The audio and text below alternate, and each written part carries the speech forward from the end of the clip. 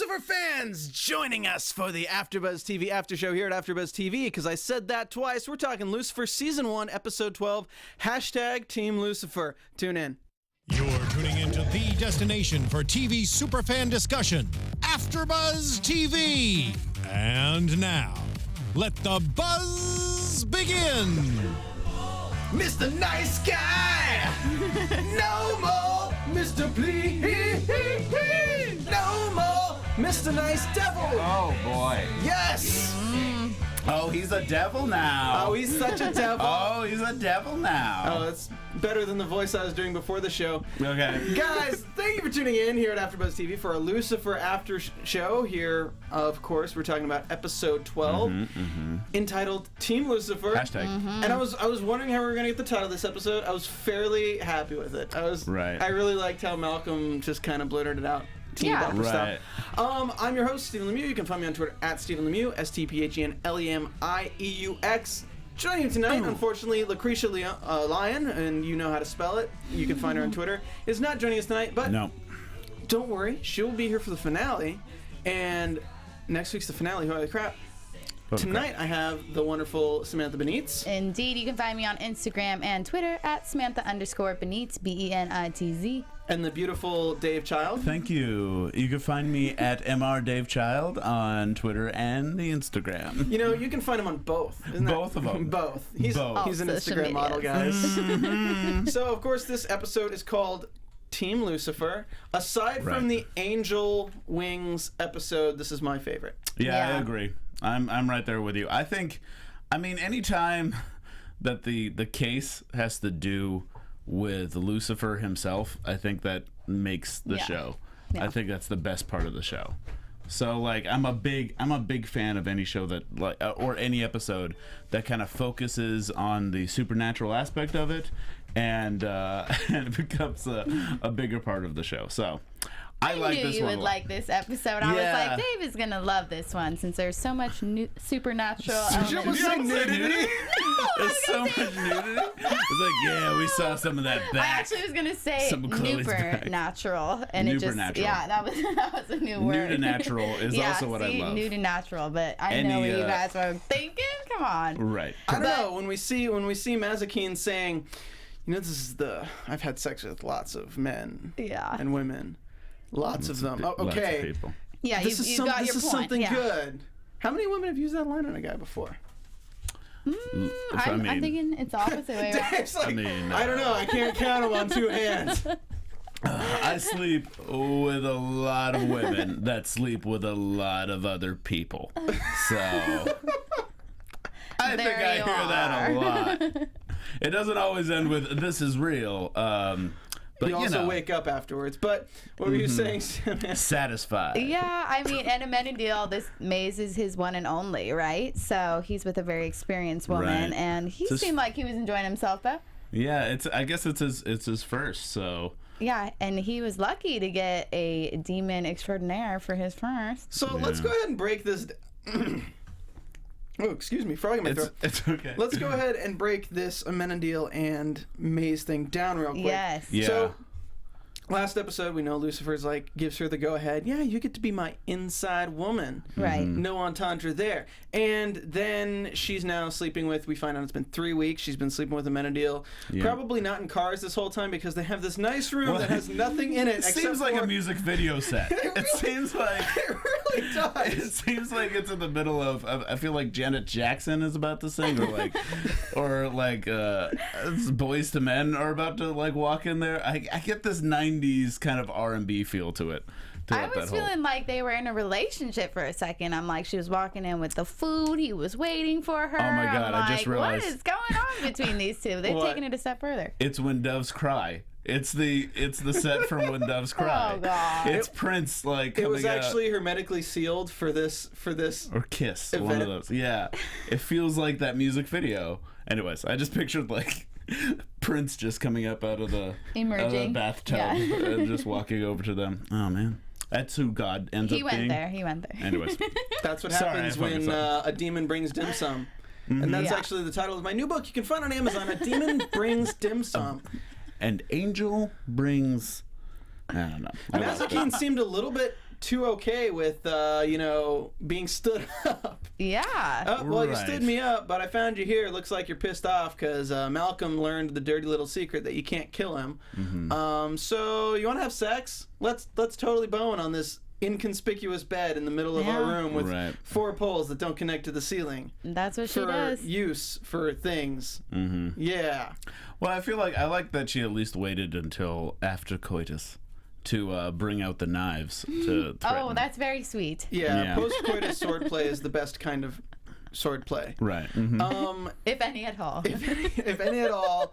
I mean, post-coitus or not. Listen, sometimes swordplay is involved in the bedroom. Hashtag post-coitus swordplay. Post-coitus swordplay. But you do check out my new book, Post-coitus swordplay. You can't even say it. But I can write it, and I write it well. Check out Dave's book, Post-coitus swordplay. The illiterate's in guide to having I sleep sex with and a lot of swords. women who sleep with a lot of other people. The Dave Child story. This is getting a little bit ridiculous right now. Obviously, Mazikeen has feelings for Amenadiel, which is really interesting. Yeah. Because if she has slept with so many people, like, this is a deeper connection, no pun intended. She probably hasn't slept with very many angels, though. I think maybe besides not. Lucifer will be her first angel. I mean, Lucifer knows she's a woman in the sack. You know? Yeah. He mentioned She's a it. woman in the sack. And he's a conquest to her. I feel like because he is more innocent than she is, she probably likes that since it's more exciting and enticing for her, the chase, versus like the guy who always wants it. We'll get to how innocent Amenadiel really is here in a second. Not so much anymore. So, of course, she pulls out the knife, but she's hesitating. She could have very easily killed him. Sent him back to heaven, but she didn't. We did find out in this episode, I think for the first time, that there are knives that can hurt angels and demons and Lucifer. Are knives that are forged in hell. Yeah. So they have 2 knives that can apparently do the deed, even if Chloe's not These around. knives were forged in coitus. Yeah, forged in the coituses of hell. Okay. In the fiery coitus of hell. But that, because it starts off where they're throwing knives. And I also pictured, by the way, one of the knives just goes out the window. Yeah. So I pictured just someone walking down Hollywood Boulevard like... I was really hoping they'd show that because it wasn't a demon knife; it was just a regular knife. Right. So I was like waiting for somebody to just be walking down the street and just like you just see like somen in an Elmo costume in front of Hollywood Boulevard, just like you get the Wilhelm scream and Lucifer. That would have been great. But so she hesitates. He catches her. Which means that he most likely suspected her from the beginning a little bit, like still deep out in his mind, and he's really hurt. Yeah, you can see it in his face. I ship a Mazikeen. Yeah, they're not bad. I don't know.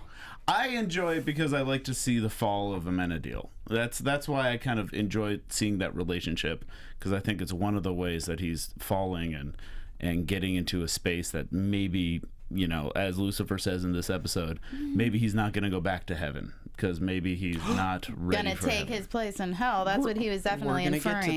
We're gonna get to that. Gotta point out that Mazikeen's outfit when she's throwing daggers at Lucifer was pretty hot. Yeah, total And 6-pack. Just in time for Chloe to walk in and be like, "Look, I'm not gonna question your weird servant BDSM coitus session here." Yeah. Word of the day, guys. Coitus. That was the knife throwing outfit. Yes, You could tell right she as had to he get stubs his toe and Chloe walks in. Really Really quick, let's talk about Amenadiel and Lucifer before we get to Chloe and Lucifer, because that's the meat of our story. Yeah.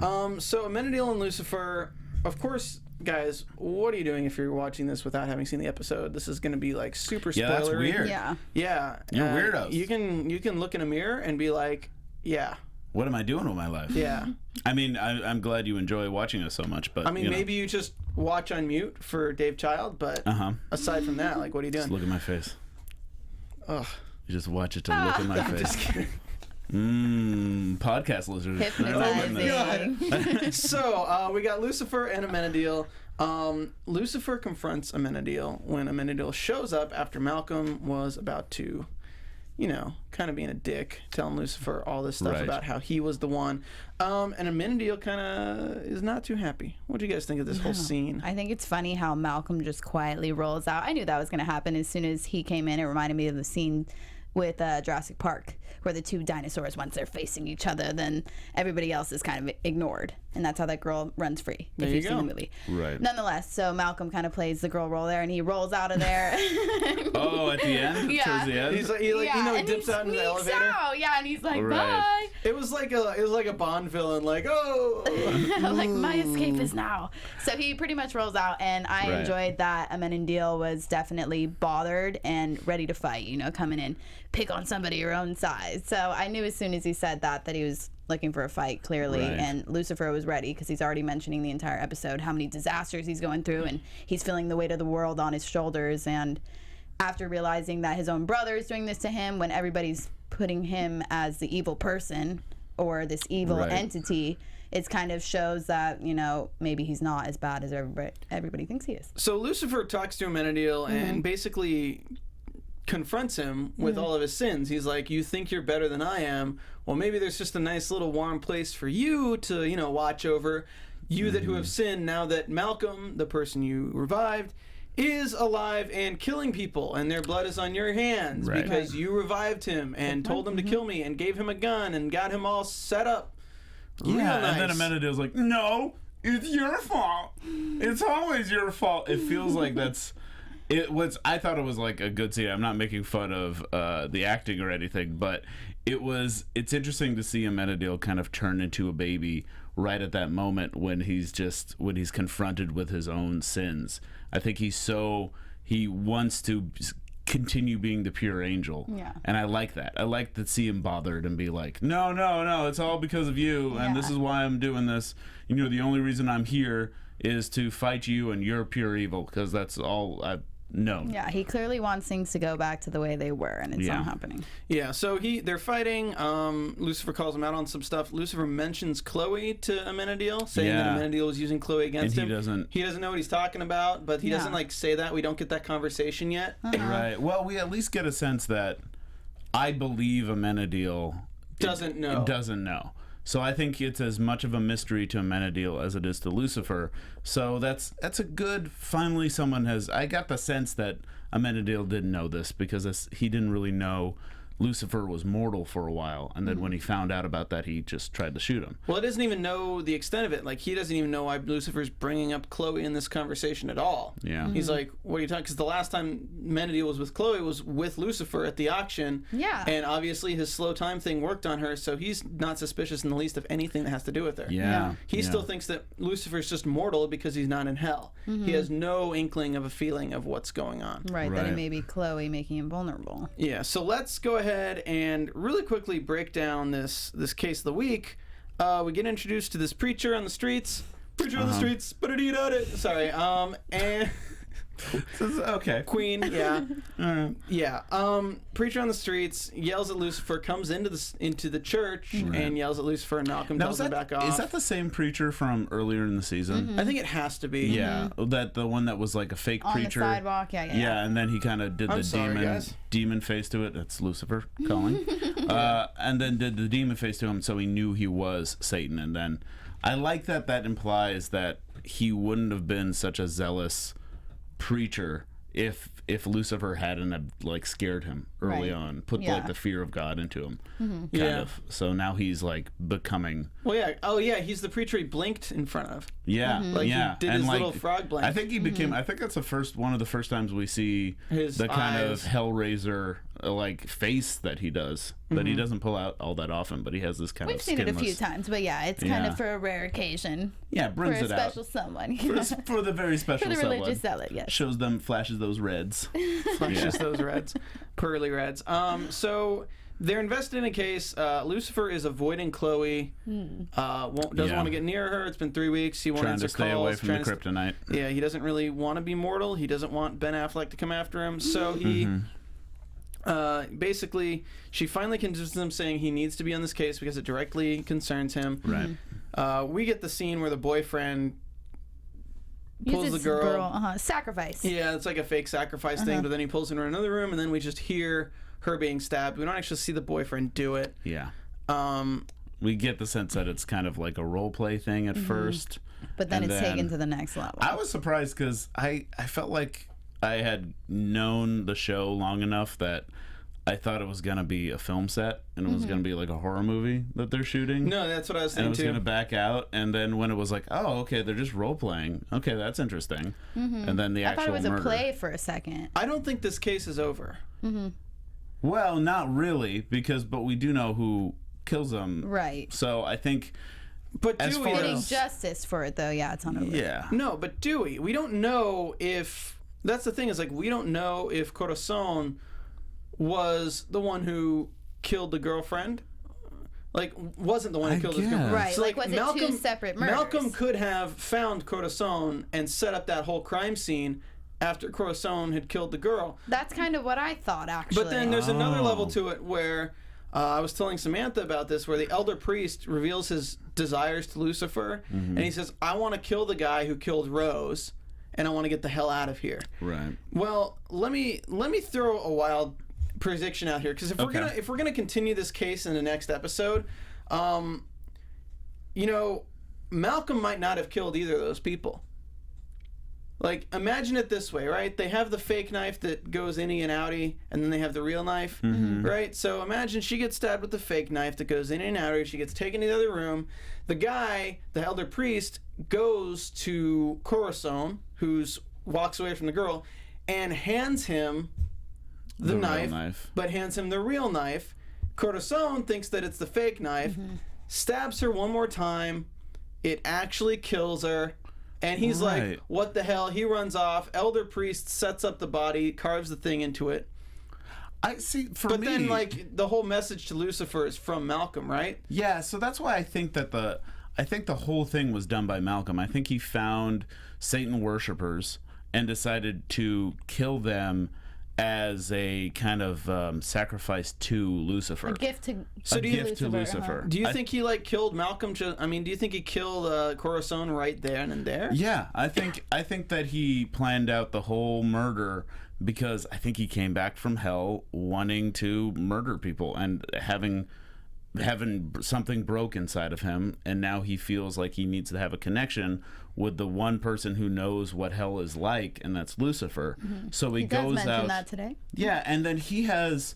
Why I like this episode so much is it's Lucifer confronting the mythology of Lucifer and like face to face with the Satan worshippers, and Malcolm is also turns out to be a Satan worshipper because he feels like he knows who Satan is and who Lucifer is as a figure of pure evil. So he had to do something that was evil in order to please him. Yeah. So he does something that is really against what Lucifer is for, because as a person, he's not a part of that at all. Right. But he just punishes bad people. Yeah. That's the misperception. So it's that he tries to Malcolm. say. It's Malcolm having a view on Lucifer the same way the Satanists also have a view on Lucifer, or the children of the goat, because I think they couldn't get the Church of Satan to sign off on these kind of evil Satanists or play Satanists that they were working with. But yeah, this is the episode Joe was probably talking about. Yeah, I think Yeah. so, because it was, and I think they did a good job setting up the goat joke in the previous episode. Yeah. So seeing the children of the goat was like always a funny kind of. As soon as you saw a goat, you could see- Filiosity. Yeah, that was Yeah. perfect. So, yeah, I guess you're right. Yeah, I mean, I assume I just have to throw it out there because I know that if they do it next episode, I'm going to be kicking myself if I don't. Right. Yeah. I think the next episode is mostly going to be about Lucifer trying to clear his name, and then a kidnapping happens. Yeah, with Malcolm. Malcolm's definitely involved. Yeah. And there was a little sneak peek to my hostage situation, which I knew that was coming. Right. So, okay, so we find out that Malcolm's behind this because he tells Lucifer. Yep. He's hanging out with Lucifer in his house. He's like, hey, buddy! Yeah, he's trying to be Lucifer's best bud. Hey! He's like, come on, we're two evil kids. Come on! We're two evil. Like, I killed him! Yeah, wait, what? What?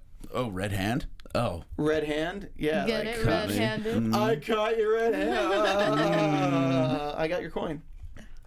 Yeah. Yeah. So, of course, Lucifer's not happy. That's all going on. And now Lucifer is going to be blamed for this murder. Because we can just get through the story before we talk about Lucifer and Chloe. But, yeah, Lucifer's going to be blamed for the murder because they find the preacher William in his bar. When did that with his preacher headshot. show up? Yep. It felt like, because as soon as the angels started fighting, I guess he went out and got the preacher and then brought the preacher back?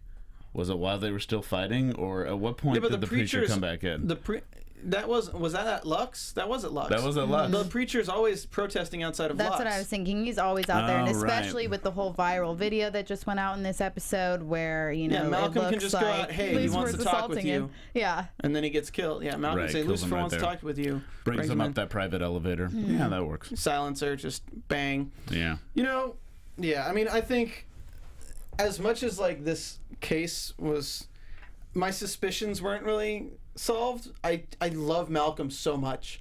Yeah. He is so, like, when he says he's insane, he's like yeah, it's a really strong really it's a really strong actor, and like the freaking wink when he's like, oh yeah, get rid of him. The wink is giving you a different kind of... The wink and the porn stash. Yeah, the wink and the porn stash. Detective and he's always douche and Detective sweating. Stash. I'm just like, he totally embodies that character super well. So good. Yeah. And I love the idea of making him the big bad for this season. Mm-hmm. And I also... This is the first episode that the twist really surprised me. Mm-hmm. Yeah. Which is another reason why I like this episode. Because I was looking at, like, oh, is it going to be the priest that we met beforehand? Was it going to be the boyfriend, the father, or the elder priest? Yeah, it's usually like every episode. One of the 3 components, yeah. I've not been a big fan of the cases in the show, because it's always they introduce 3 people and then they pick one, and then they go like, Daddy's little not girl them, not until them. she started doing this. Yeah, it's the 3rd person, but this one, it was someone completely different. But it's also someone, Malcolm was someone that we know would kill and has come back from hell, and so it made sense. It wasn't a big stretch. It wasn't a big leap. It was good writing. Yeah, it was great to see. It was the best writing, and I think it leads it's because, up to next episode really well. Yeah, and I think it would be interesting to see. The next episode is going to be really great because it also is dealing with Malcolm and dealing with Lucifer trying to clear his name, and it's going to be odd to see the show take a step back into just like solving regular crimes now, which makes me wonder if they're going to introduce something big in the next episode that's going to change the whole 2nd season. Oh, I think they're going to, because they have a 2nd season, so I'm assuming they're not wrapping this up at all. I'm assuming they're going to wrap up a little bit, but it's going to be a huge cliffhanger. They're going to introduce like another big bad that I think they're going to deal with. I definitely need to reach out to Joe and try to get him in here for the finale, because that would be great. That would be great. We were talking about earlier too that we think more of the souls are going to escape from hell and kind of wreak havoc for the second season. In the teaser, we hope they mentioned that someone escapes from hell in the little teaser for next week. Now that could imply Malcolm. Malcolm could go to hell. They could kill Malcolm, and then he can use the coin to come back. Yeah. But I'm wondering if it's going to open up a big thing and follow my prediction that I said early on, where maybe there's going to be demons or souls from hell that are going to come out and they're going to have to deal with. Yeah. And that could be what season 2 is about. Which isn't totally supernatural, because I think I know that sounds like... It's a stretch. He's reaching. Yeah, I know it sounds like I'm like turning the show. If they do that, the show will turn into supernatural or grim or something. But I think it would really be, they're trying to find these souls, and sometimes they're just regular people that cause crime, but there's other souls that are causing crime all over LA. How do I hold all these souls? All these souls! Oh, I can't. Just get a soul jam. Who do you think escaped from hell? I think it's Malcolm, actually. I do think they're going to kill him next episode, and then he's going to come back to life and be a bigger thorn in their side than anybody could have imagined. The fact that he even goes after Trixie, which we can see in the preview, it's like, okay, this guy's willing to do whatever, and he already killed people this episode, so he's just on a streak, and they need to stop him. I think it's going to be someone we don't know yet, yeah. And I think it's going to be like a serial killer that we haven't met yet. And he's gonna be the big bad for season 2. The ghost of Sleepy Hollow. Yeah, they'll need a cliffhanger. That story. No, I'd love to see a Jack the Ripper kind of style. Yeah, thing, like maybe it'll be like That'd the be cool. Black Delilah or something, if they make it like LA centered, or like some sort of like famous LA serial killer or something like that. Yeah, that'd be cool. Yeah, that would be a good way to do it. I do have to say, caught the Zodiac. They never caught the Zodiac. Oh, it's Ted Cruz next season. It's gonna be. Oh my God. I do have. We all know he's the Zodiac killer. It's actually Alice Cooper was on a vacation in hell, got trapped, and he escaped. Or the lead singer of Striper, who's also Ted Cruz. Striper? Did you really just bring up Striper? Yeah. God. Oh, we all know it, guys. Jesus, that's like hashtag Ted Cruz, Zodiac killer. That's like lead singer of Striper. That's like bringing up Winger in a podcast nowadays. Oh, sorry. You're not a Winger man? No strapper man? That face says no. You know, I'm really actually sad that this show is ending next week. Right.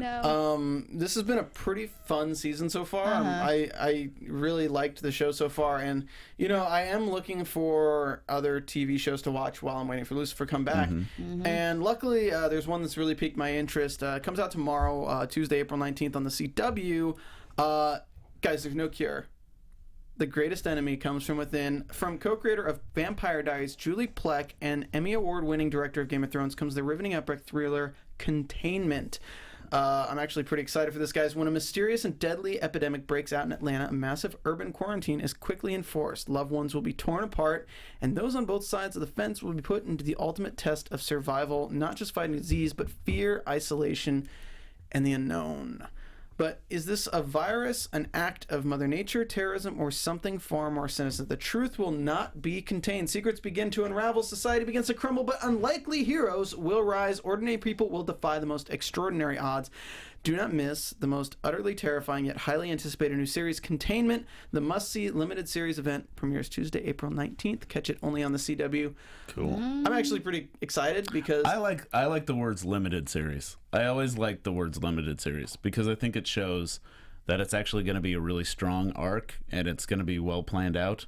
And, Right. it won't feel like a TV show that stretches a lot. Right. yeah, and when you do things that's just like an outbreak, like a disease that's going Right. to kill a lot of people, you're like, you got to just realize that a lot of people are going to die, so I don't think main characters are safe. I don't think side characters are Right, safe. and you got Game of Thrones involved in there, so yeah, so I think it's going to be great. yeah, it's gonna be good. So let's talk the most interesting part of this episode, Chloe and Lucifer. Right. So this is pretty hilarious. I feel like Lucifer finally catches up to all the fans who are like, why does Chloe cause this? What is the mystery of Chloe? And now he's finally like, yeah, what is the mystery of Chloe? Chloe's just like another fan, like, Chloe, take your shirt off.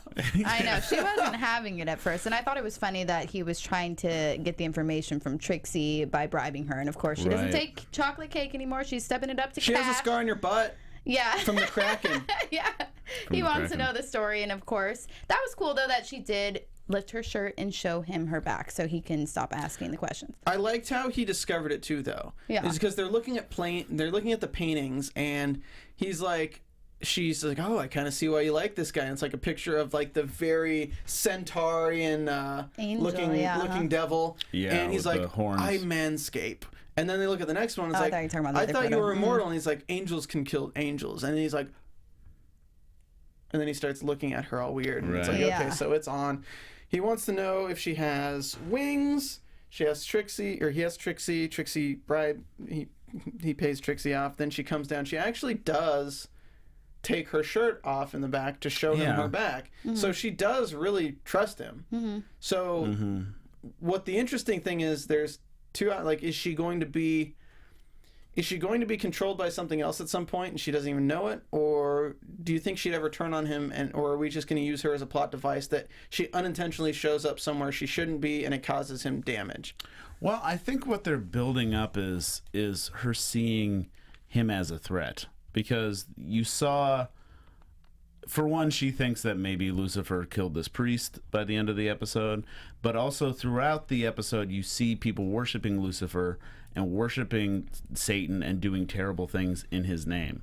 So it's reminding her that someone who even has the delusion of thinking that he's the devil could be dangerous and in a way evil. But he keeps telling her that that's not who Lucifer is. He's not an evil person. Yeah, but she might not trust that after what comes next. I think don't she know. will. I think it's opposite. I think he's not going to be able to trust himself around her because he's in a vulnerable state, and then he can't control, and that seems to be killing him from the inside. Because, like you said, then he's at somebody else's mercy at all times, and he wants to be around this person, telling Dr. Linda, I need to be with her pretty much. So he's willing to take the risk, but for how long? Until it becomes a problem, obviously. So here's how I see it playing out, because there's one more storyline that we haven't talked about, and it's Dan trying to get back in Chloe's good graces. Yeah. So Dan keeps trying to talk to her, but of course Malcolm sent that breakup text, which really pissed her off, with due reason.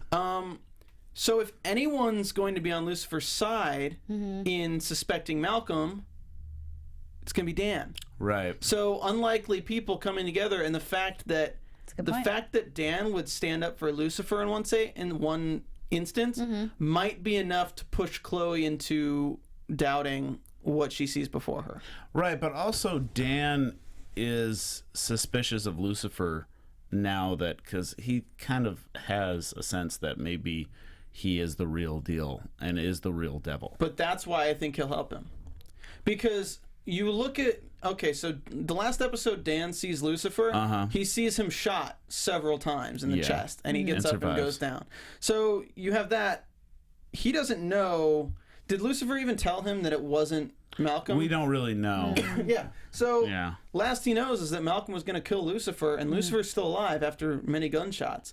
So obviously there's some weird thing going on between Malcolm and Lucifer, and Dan wants to rid himself of the Malcolm problem. That's for sure. I see Lucifer in a jail cell, and Dan cutting the cameras and saying, we both have a problem we need to figure out. Right. And an unlikely thing that might even use somebody as bait.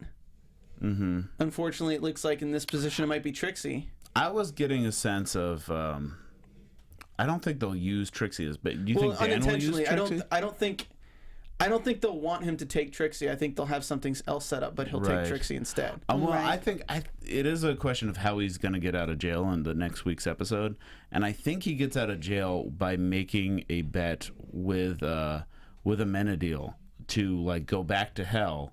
If he just send me back to hell, but then something happens with Trixie, and both of them decide to forego going back to hell to save Trixie, and something's going to happen that's going to keep Lucifer up, from above going the to ground. Hell.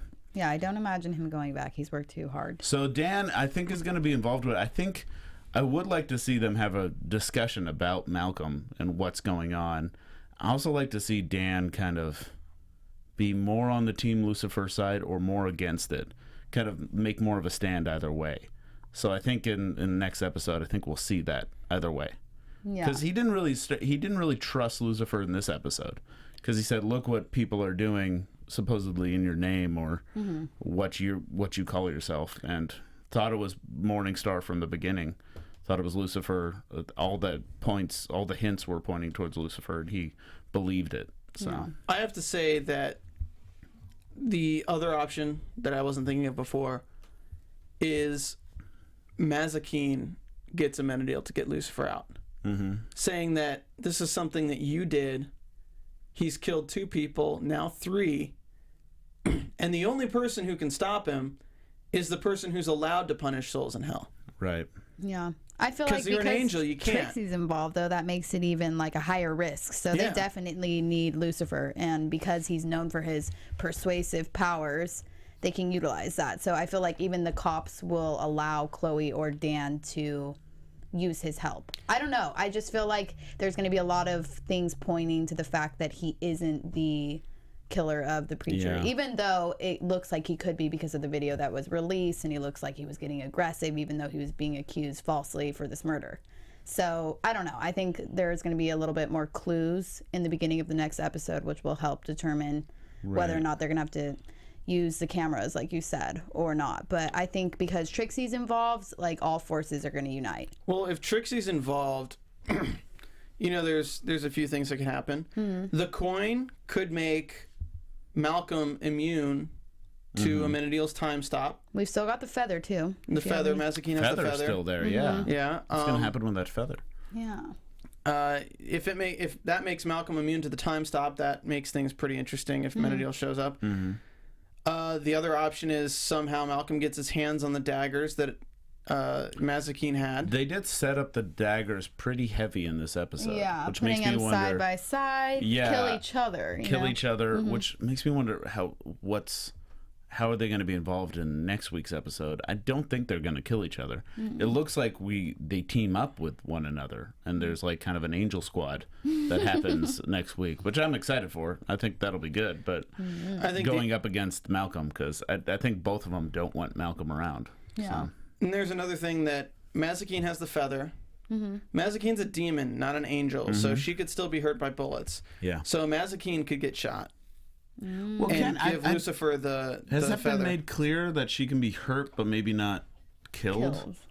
it's not been made clear, but the fact that she was dodging bullets and dodging blows means that instead of just walking in there and like just messing people up. Right. I don't know. I think there's an option there. I mean, there's a lot that can happen. I wonder if we'll get the feather in play next episode. Yeah. I wonder if we'll get any explanation as to why Chloe is. And here's a thought.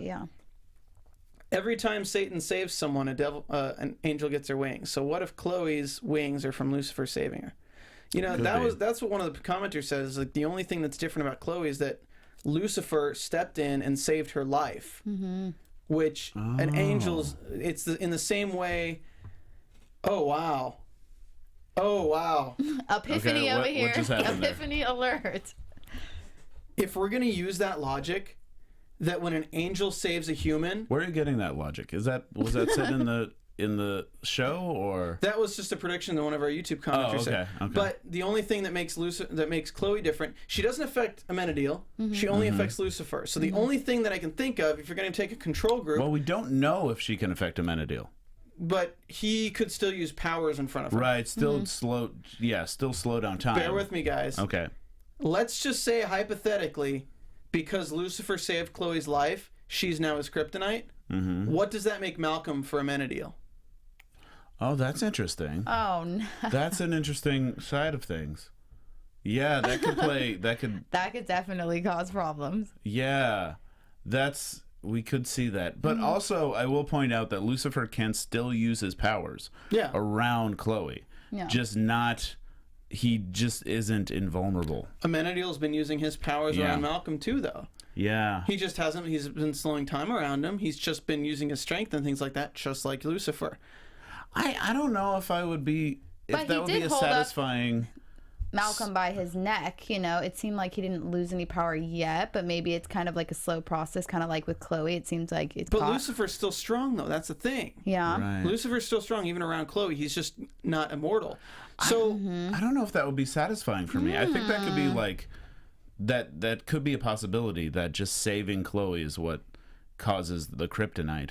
But I was hoping she was a pawn in God's game, that she was somehow sent by God or somehow used by God, and that we were going to see that. Yeah, I'm hoping that too. That Amenadiel doesn't know about, but is still kind of a part of it, which means there has to be some reveal or hint at in next week's episode. I think we're going to get some. Either the answer is going to be what you're talking about, or we're going to see a little hint at something else, which I'm not sure. Do you think Amenadiel would take a bullet for Lucifer?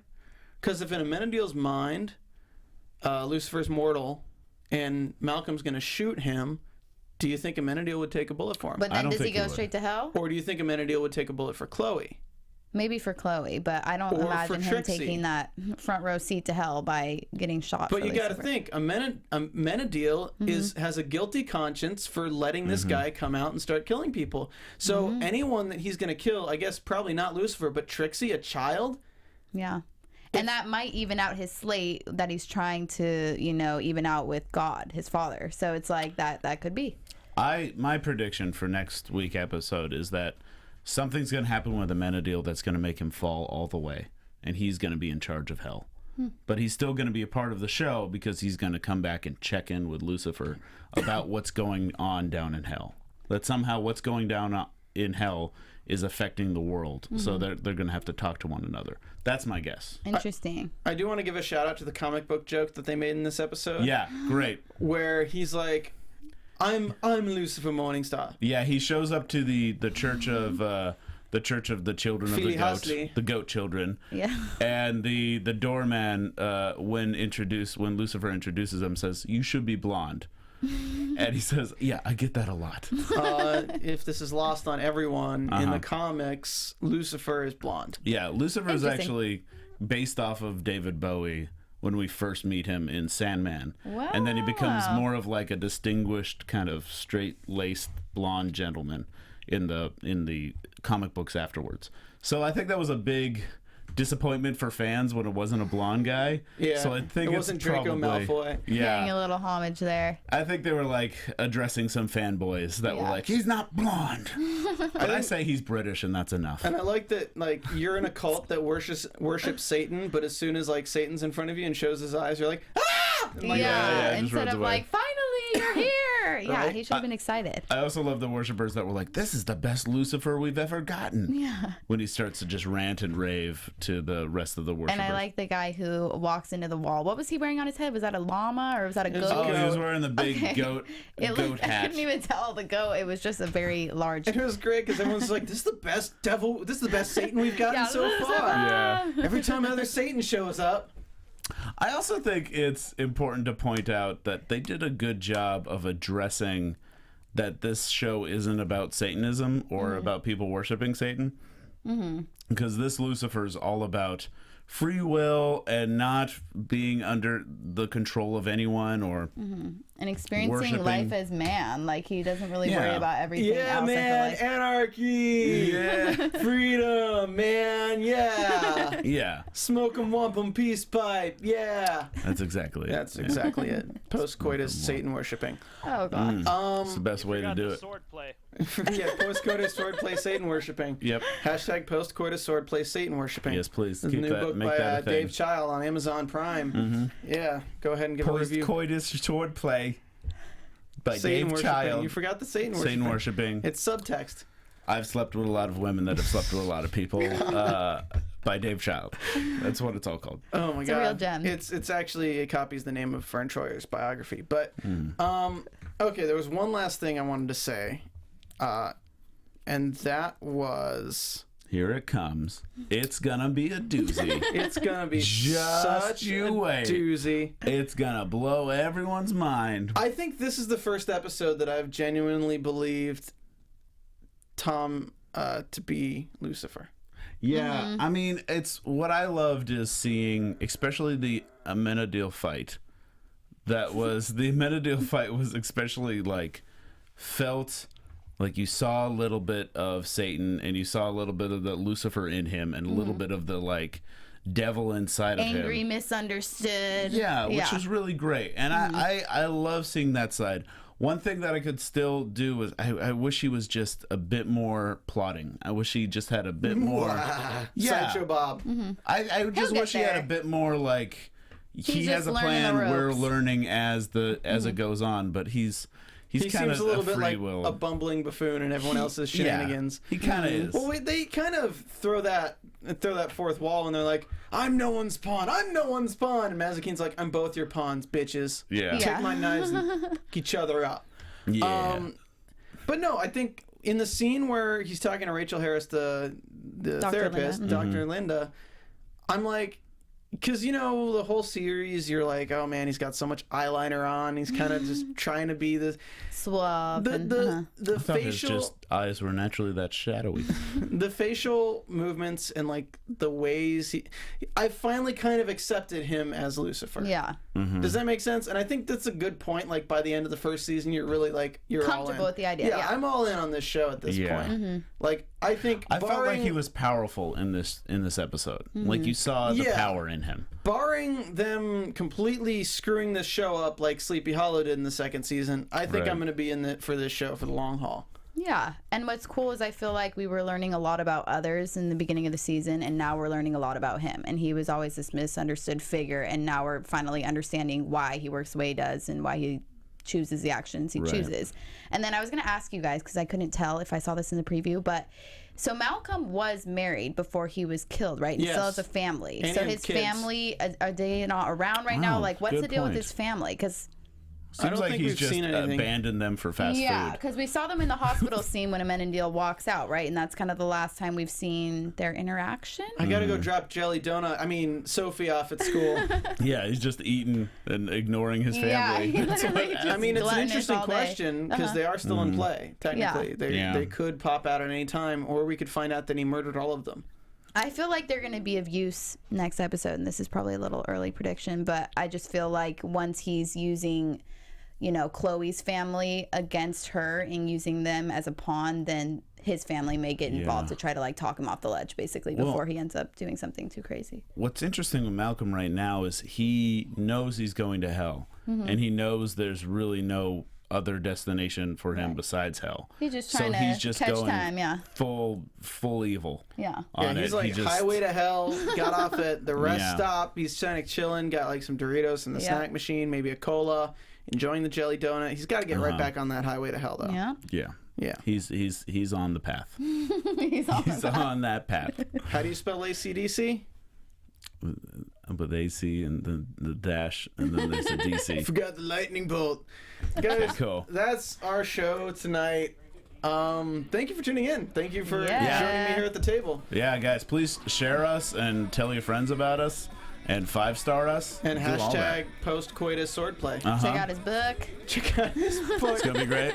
It's a New York Times bestseller. HarperCollins next year. It's in the bookmobile and the book fairs everywhere. Mm-hmm. By bookmobile, we mean the trunk of my car. Sponsored by Satan. Yeah. Where can we find you on Twitter, Dave? You can find me at Mr. Dave Child on Instagram, Twitter, whatever. And Miss Benitz? You can find me on Instagram and Twitter at Samantha_Benitz, BENITZ.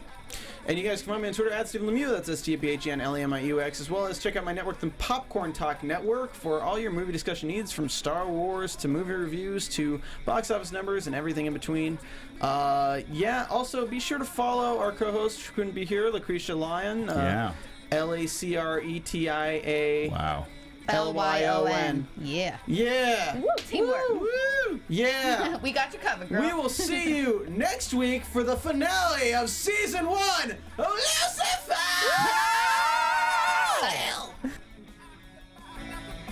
From executive producers Maria Menounos, Kevin Undergaro, Phil Svitek, and the entire AfterBuzz TV staff, we would like to thank you for listening to the AfterBuzz TV network.